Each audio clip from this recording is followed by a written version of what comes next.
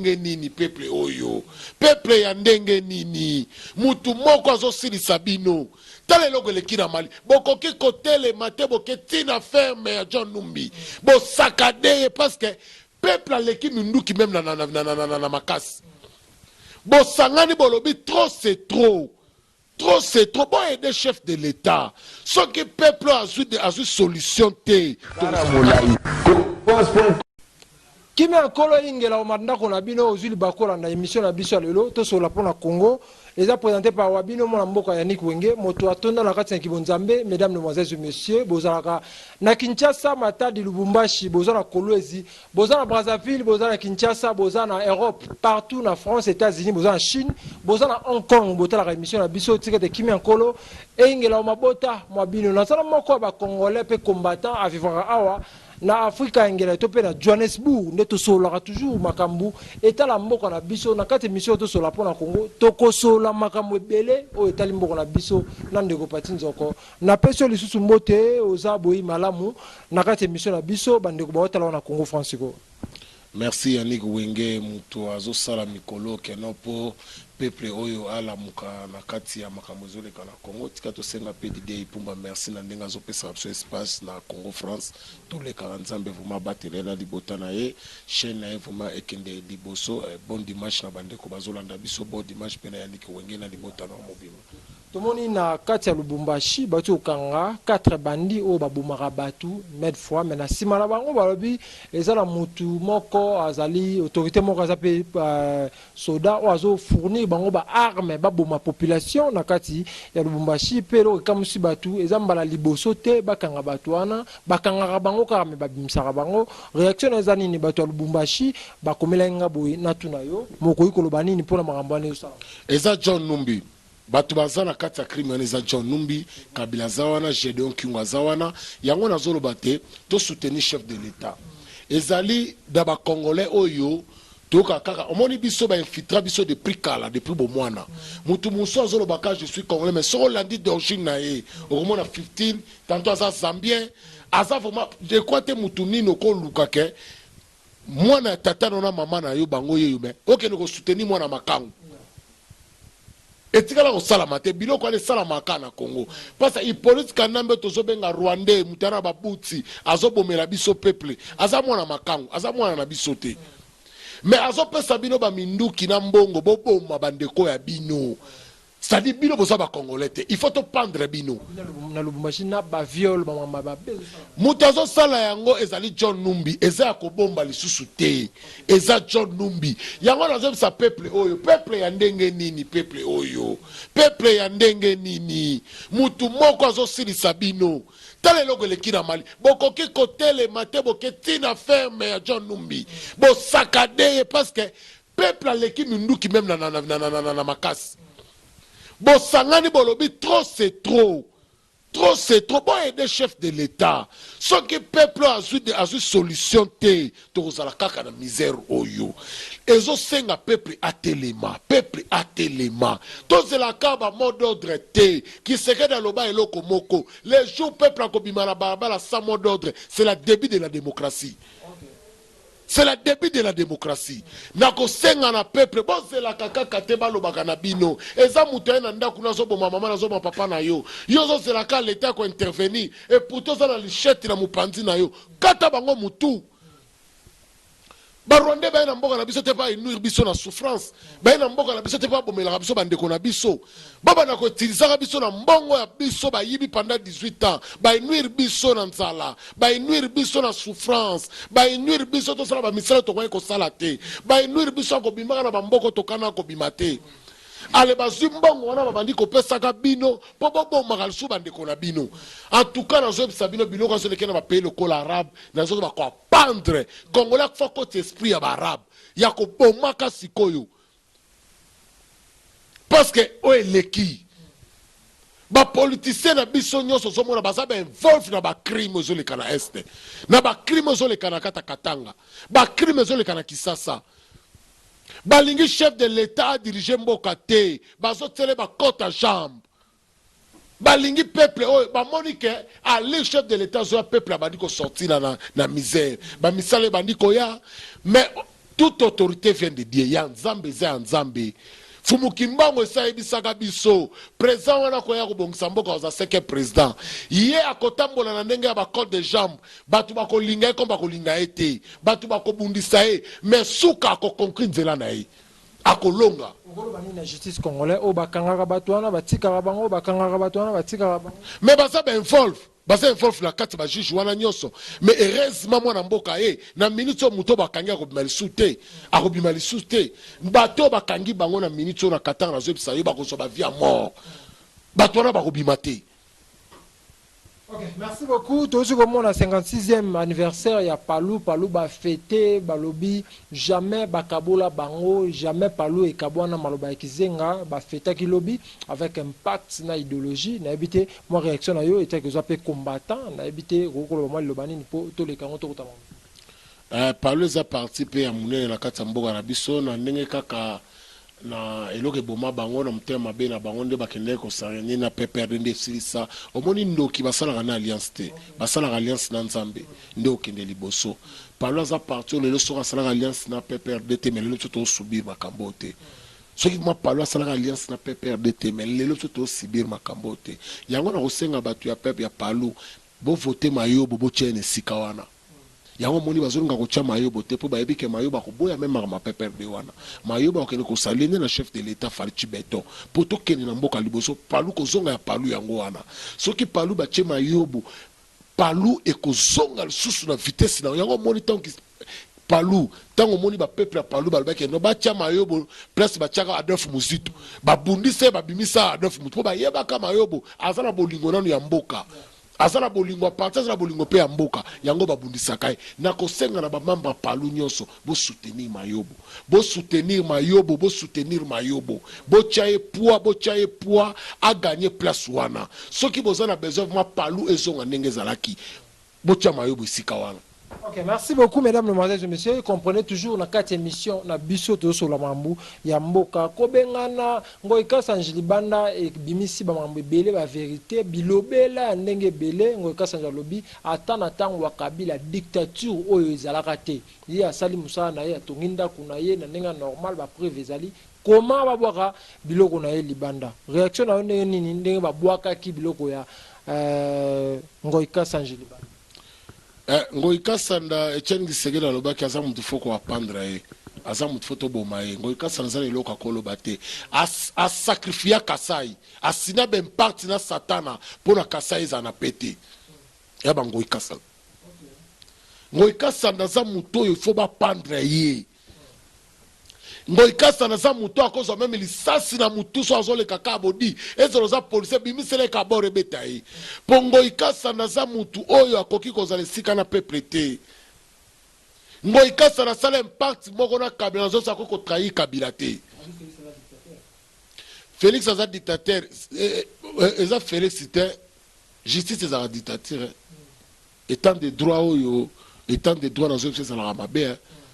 étant de droit étant à botola ka lopango ya mutu combien de fois Hippolyte Kanambe a ebisaka zo sama mapango wana tellement bande ko yoka na bango ete bande ko grimacer yango lopango tisque za na maboka ngo ikasa kesi ya ngo ikasa na mokia ebanda lelo te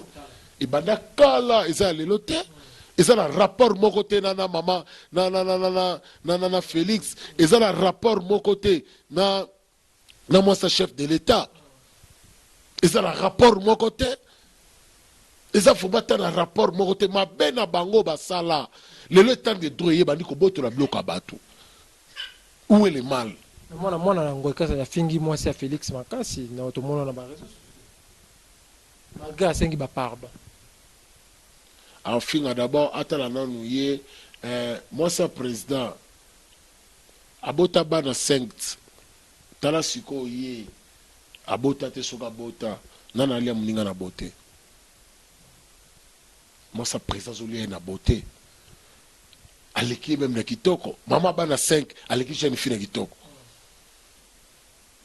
au fingela nanu mama wana nini aza bien éduqué koleka yo au fingela ye na nini asali yo nini asali yo nini bandi kofingela biso mama ya mokonzo bandi kofingela biso ye boye asali yo nini mama Denise bato asali yo nini mama Boboto mama bato alobaka na ye te mama azali na ye concentré mpo na peuple na ye okofingela ye nini dossier na bino ebanda kala omoni bano babotama baza modi moto aboma deja abimaka na tata na ye eza nango ntina moko kutu ya kofula ye te nakosa meme na mama Denise akipe ye te eza na motu miso ngo kipe ye kopesa ye bapawa moko boye mwasi mo aza sali te ozolanda tokobenga ye women for street mwasa balabala wana mwasa balabala wana mwasa balabala ya mutu nyonso ma ekufela bibwele bato bisika nde bamelaka wana aza kutu moto akolanda ye te asundola ye si yango nalobi te mpo na ngai mama Denise kutu na osenga soki bazolinga balanda mama Denise ayebisa botika ye aza sali te mwasa balabala mwasa mutu nyonso ozolanda batika bango basala vi na bango omoni lelo bato lelo baye koenir peuple oyo eza me bango ekasana bazali bazocontribue na malheur ya peuple oyo bango ekasanda baza bato tokopandre bango bakanisaka te maloba oyo Tshisekedi aloba esila omoni prophétie yaka malembe mais un jour ezali peuple wana kotelema boyebaka mpe ti tokoma décembre peuple wana kotomboka akotomboka na façon moko akopesa Félix power ya Félix nazosami tozokende omona baotiaka Kabila résidence surveillée ezalela bino ndoto te ote combattant nzoko alobaki te me boyebaka yango nayebisaka bino debake bakokanga kamere oyo petit à petit tokolibaka tokotika kamere lelo bomoni yango me bozala mpe surpris te bokoka kaka ba Kabila aza na résidence surveillée ali tozokende nazoyebisa yo Félix akosokola présidence tout bato ya présidence ebela kolongola mpe na minute deja bazolongwa azolongola bango omoni biloko nani pasteur nani Denis Salobaki eza prophétie te eza baréunion biloko bato FCC basala yango wana siko abimisi de vérité akomi mpe na danger bakobare bakoboma pasteur wana na biso bakoboma ye omoni eloko mende asolaki na motu te ezalaki bor na ye moko abetaki rien audio na ye moko asalaki eloko na ye mende asalaki eloko na ye moko parce que bakomi na danger sikoyo bango kobimisa bavérité ntango bango bazolunga keno oyo bazokoluka baparti parce que bamoni mpe bacadre ebele mpe ya FCC babandi mpe kolungwa bacadre ebele ya FCC bazolungwa mpe eloko oyo kozonga ya bafailu nde baye esi bateyi bango kolanda kutu bolanda badiscours asali te bokomona na pe dita bokomona bango bakosala alliance fayulu akoluka Félix po basala eloko bomo bakobeta nde kosauve chef de l'état akotia Kabila siko na résidence surveillée mpe beinstruction ebele akoyisango yango nazosenga kaka na bana IDPS non Daniel Safu kobeta masola muto ate Daniel Safu akoma mwasi ya Jeannette Kabila po lelo na bisa peuple lelo boyebaka yango lelo Daniel Safu akoma bimana Jeannette Kabila Daniel Safu so otali mutuka oyo azotambola yango tota wana azotambola yango bajipu wana eza mabundu aza nango Jeannette aza nango ye mpe aza nango bato opesa yango za Jeannette Kabila akoma makangu ya Jeannette Kabila na viva na vie na biso moko boye aotaki kobenga na ye akoma sikoyo na Daniel Safu ba makangu bosala investigation bomona ngo ba makangu bango baela Jeannette bakoma obima bango mibale omoni batakaka faible Daniel Safu aza faible yango batakaki akoma kobima sikoyo ezala ngo eloko akoloba nete pasa akoma makangu. Ok, merci beaucoup. Tout le monde peut perdre, va préparer toujours l'élection en 2023, bah réunion, peut stratégie, en tout cas bah améliorer en gros par rapport à 2018 au moins bah le 2023 et Coin. Est-ce que toujours préparer c'est IDPS peut présent Fachi, a préparer Makambu à 2023 parce que na mutu ya Seni et ça mutu la bango FCC Rosar Malonda au bas ça qui va marche les lois à présent Seni. Habité au coupé ça moi analyse au moins tout ça la politique il y a sentiment tout ça la politique à tout la réalité n'est tout le monde sur le terrain bato ya PPRD bazosima bapase ebele omoni biso toza parti oyo toza na pouvoir il fallait biso tosombaka baparti politique ekweya il fallait tosala effort tokwesa PPRD erésister lisusu te mais PPRD ezosomba comme osomba baparti koleka même IDPS pourquoi Félix ako dirige double brassant te aza na double brassant azobeta na présidence azobeta na IDPS aza mutu lifala azana bato baede ye bato bakoki koyede chef de l'état ezali kabunda kabunda mais bango baza na kati ya badixation ya mbongo yango omoni Félix alongoli bango na baccord suivi d'accord oyo bamosala na bango ya baccord parce que na baccord wana bazwaka chaque fin du mois bazwaka $20,000 bato bazala na baccord wana chaque fin du mois bazwaka $20,000 yango omoni alongoli bango ache Peter Kazadi ache na Kitenge Yesu ache na momina sister mo wana parce que ayebi siko ba Peter Kazadi baza mia kosala face na bafayi na babemba basolola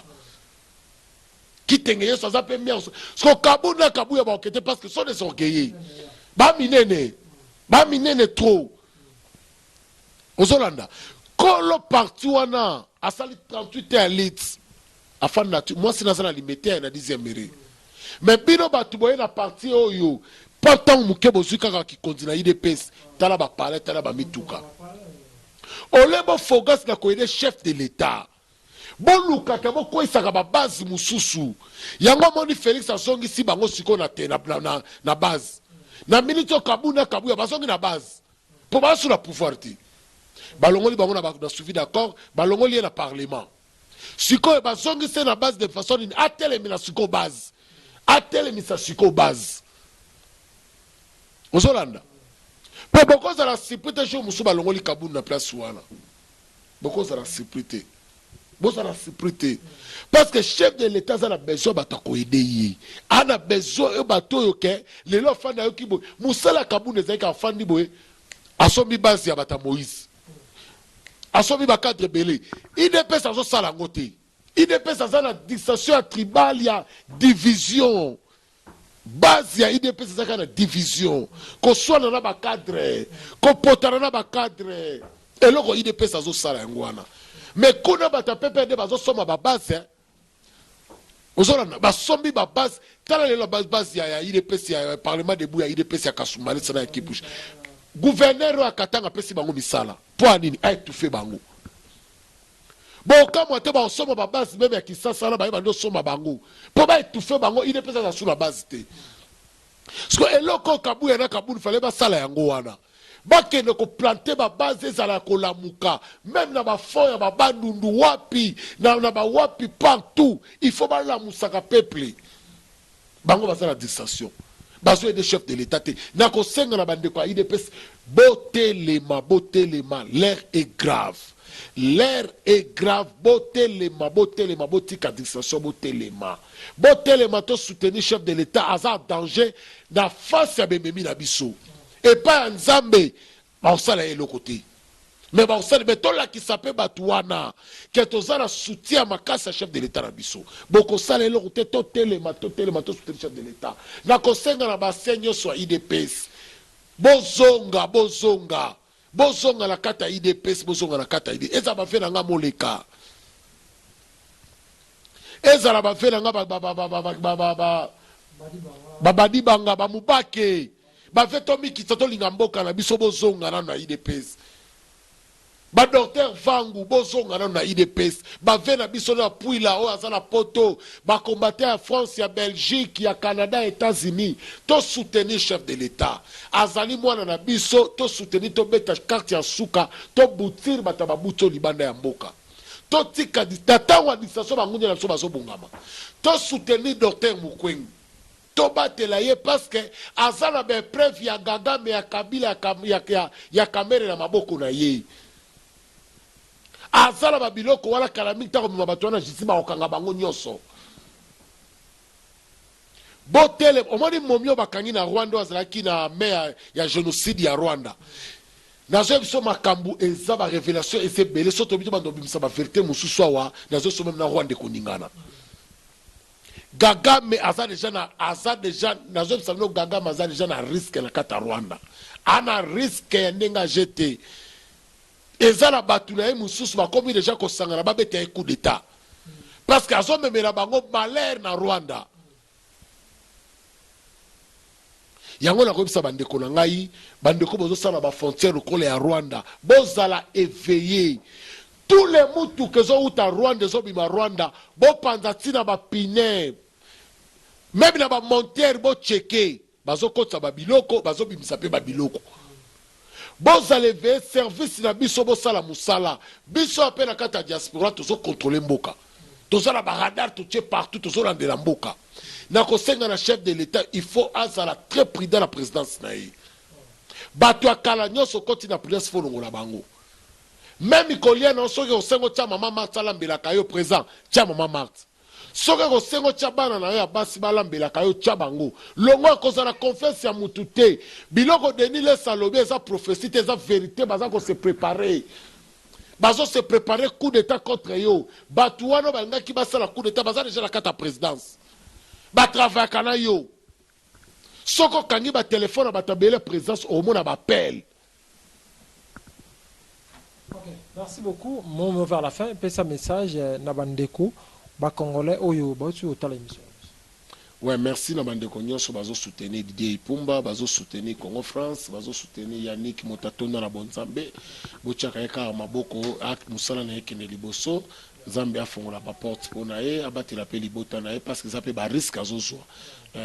omoni bino bomona kaka tozole kana ba mission tozosala mais ça ba risque ko bimisaka ba vérité mosusu eza jeté